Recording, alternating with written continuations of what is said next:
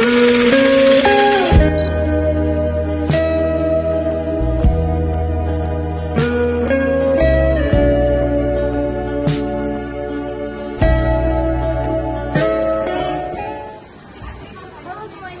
selamat datang kembali di podcast kami 9A on Air.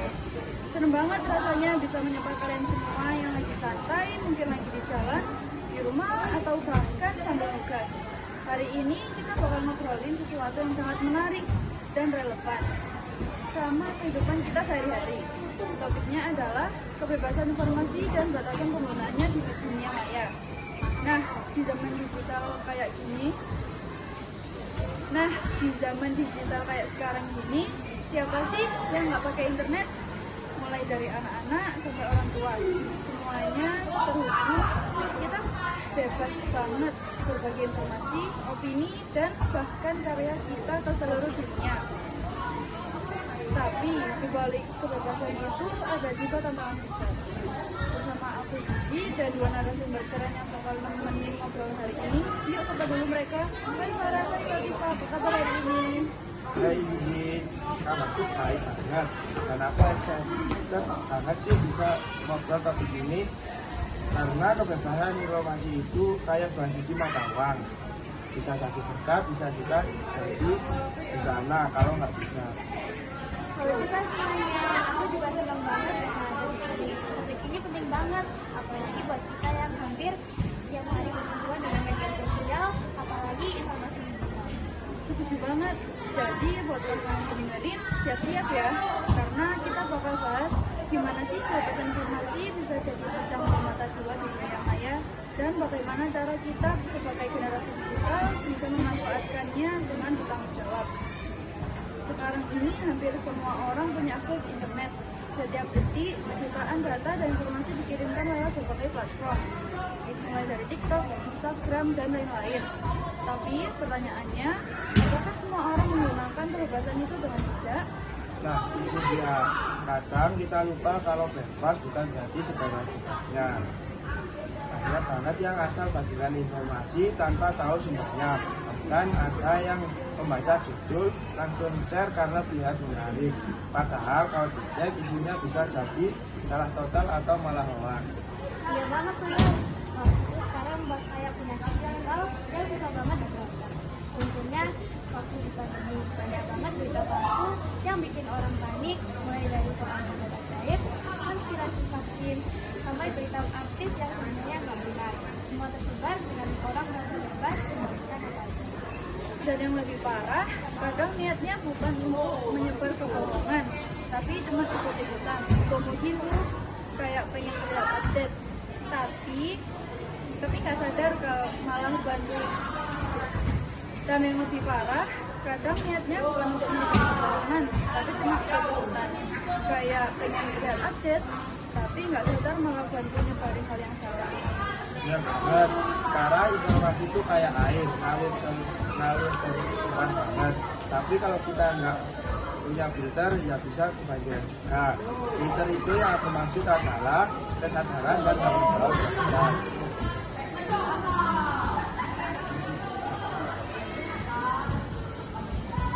Berarti masalah utamanya adalah kurangnya kesadaran sama internet terhadap kebebasan sendiri. Berarti masalah utamanya adalah kurangnya kesadaran pengguna internet tentang batasan kebebasan itu sendiri ya? Betul, banyak banget yang belum paham bahwa informasi punya batas hukum dan moral. Karena sekarang kita bebas, menulis komentar apa aja, tapi nggak sadar kalau komentarnya itu bisa menilai kebencian dan berkait. Dan sering banget kita lihat di media sosial orang saling serang cuma karena beda pendapat. Padahal kalau kebebasan digunakan tanpa etika, dunia maya bisa berubah jadi tempat yang menakutkan, penuh kebencian, perundungan, dan fitnah. Iya, kadang dunia maya malah terasa lebih keras daripada dunia nyata. Kalau kita diketik, komentar di detik ini bisa berdampak lama buat orang yang menerimanya. Benar, ada beberapa bilang milikmu hanya. Nah, di dunia digital itu bisa jadi jamu sekali posting dan videonya itu bisa bertahan lama banget bahkan diskun dan dihapus. antara hak berbicara dan tanggung jawab berbicara. Soal itu nggak bisa dipisahkan. Ngomong soal itu, kalian sendiri pernah nggak sih ngalamin atau melihat secara langsung penggunaan kebebasan informasi di internet? Aku pernah, waktu itu ada teman yang menyebarkan informasi hoax tentang libur sekolah karena demo, dan semua teman satu sekolah kita percaya itu dan tidak masuk sekolah. Aku juga pernah, waktu itu aku lihat seseorang difitnah di sekolah. Nah, gara-gara orang-orang itu langsung. Aku juga pernah. Waktu itu aku lihat seseorang difitnah di media sosial cuma gara-gara salah paham di komentar. Nah, orang-orang langsung nyerang tanpa tahu fakta sebenarnya. Aku merasa kasihan banget karena efeknya besar sama dia harus menutup akunnya. Dua-duanya contohnya nyata banget. Kadang kita nggak sadar bahwa tombol share dan tombol komen punya kekuatan besar. Bisa membangun, tapi juga bisa menghancurkan. Betul, dan karena internet sifatnya cepat banget, jadi kesalahan kecil bisa menyebar ke ribuan orang hanya dalam hitungan menit. Itulah kenapa penting buat punya empati digital. Nah, sebelum kita mulai, kalau aku melakukan kayak gini, aku bakal gimana ya? Kalau kita lihat lebih luas, tampak dari penyalahgunaan kebebasan informasi itu bukan cuma ke individu aja ya. Iya, dampaknya bisa ke masyarakat, bahkan negara. Misalnya, hoax politik bisa bikin masyarakat terpecah belah. Ada juga hoax ekonomi yang bikin panik buying atau harga barang melonjak. Semuanya berawal dari satu hal sederhana, informasi yang tidak benar.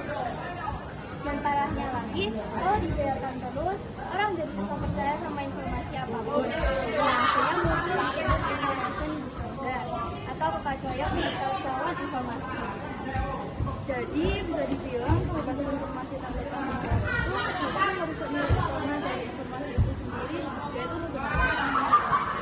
Setuju banget, karena tujuan utama dari informasi adalah membuat orang jadi tahu, bukan malah menyesatkan. Betul. Dan yang keduanya, edukasi sejak dini. Sekolah bisa mengajarkan kita etika berinternet dan tentunya kayak pelajaran digital. Misalnya adanya pelajaran tentang kerja digital, cyberbullying atau phishing. Yang pertama tentu saja literasi digital. Ini kuncinya banget, literasi digital bagi kemampuan untuk memahami, menilai dan menggunakan informasi secara kritis. Contohnya, kita harus terbiasa cek dulu sumber berita, lihat siapa yang menulis, tanggalnya kapan, dan apakah situsnya kredibel.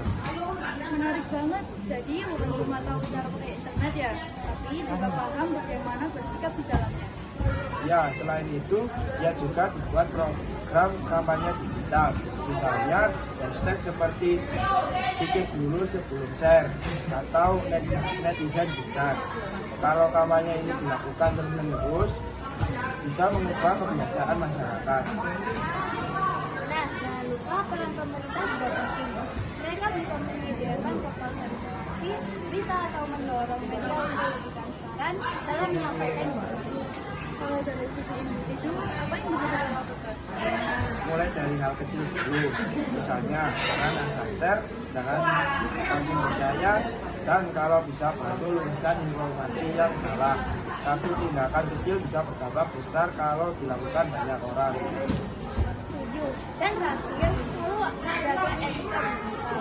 Gunakan media sosial untuk hal yang positif, bukan ilmu, pengalaman, atau bahkan hal-hal lucu yang menyenangkan. Dunia maya bisa jadi tempat yang sehat kalau semua orangnya baik. Wah, seru banget pembahasan kita hari ini. Dari obrolan panjang ini, kita bisa simpulkan bahwa kebebasan informasi itu penting, tapi harus disertai tanggung jawab dan kesadaran digital. Betul, karena di era sekarang, setiap orang adalah penyebar informasi dan setiap informasi yang kita bagikan bisa berdampak besar. Dan yang paling penting, mari kita gunakan kebebasan informasi untuk hal-hal yang membangun, bukan merusak.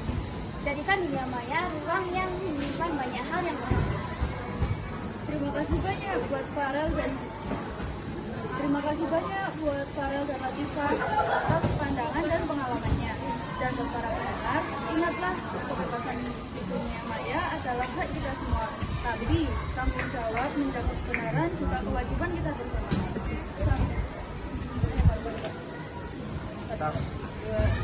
Sampai jumpa semuanya. Ini kalau. Badannya. Ya ini.